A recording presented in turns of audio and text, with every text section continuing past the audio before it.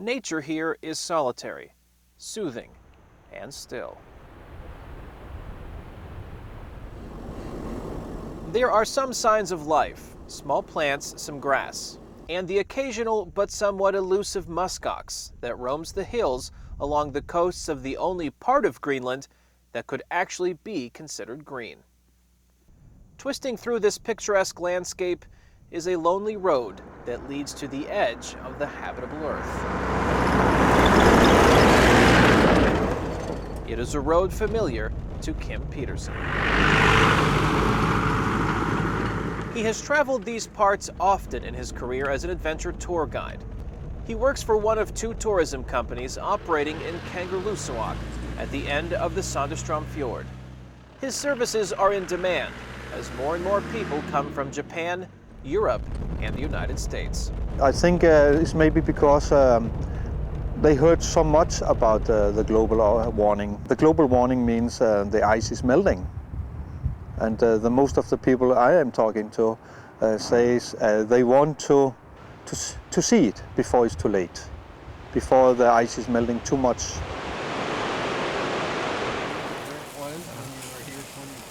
Work is picking up for Peterson. It's the summer season when mosquitoes swarm and the sun never sets. The perfect time for visitors to watch up close as the ice breaks off the massive, slow-moving glacier. I can see the difference. I have been here for 22 years now, and I can see the ice is getting thinner. The issue of global climate change is helping the tourism industry in Greenland, with Kangerlussuaq at the center of the boom. If you've never heard of Kangerlussuaq, you're not alone. It's what's left of Sandestrom U.S. Air Force Base, a Cold War outpost originally built as a way station for military planes on the way to Europe. The people of Greenland took it over in 1992 and are turning this sleepy town on the edge of a waterway into an ecotourism destination. It feels different, it feels like you're on the edge. Michael Pastrick is a teacher from Atlanta, Georgia. He's in Greenland as part of an education exchange with his school and the National Science Foundation. But on this day, he's a tourist, on the lookout for a rental bike that will take him into Greenland's vast interior.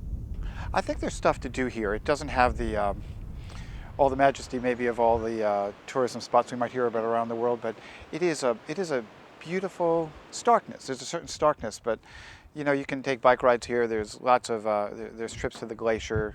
There's the fjord, which is magnificent.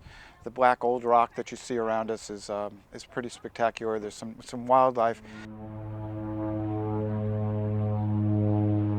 The first nonstop commercial flights from the United States to Greenland began in May. Several European carriers also have routes to Kangerlussuaq. According to Greenland's official website, in 1999, more than 26,000 passengers arrived by air. That number jumped to some 33,000 in 2005, a number that continues to rise with added routes. Cruise ships also dock outside Kangerlussuaq. While many ship passengers might not stay the night at one of the 3 hotels in town, they visit the area and spend money. Tours like the ones that Kim Peterson operates are a popular draw for cruise passengers. All of this translates into money pouring into the local economy. While tourism is on the rise, Greenland might not be for everyone. It is the world's largest island, and 85% of it is covered in ice. And people, I think, that like to be on the edge, I think could find enjoyment here. Kane Fairbaugh, VOA News, Kangerlussuaq, Greenland.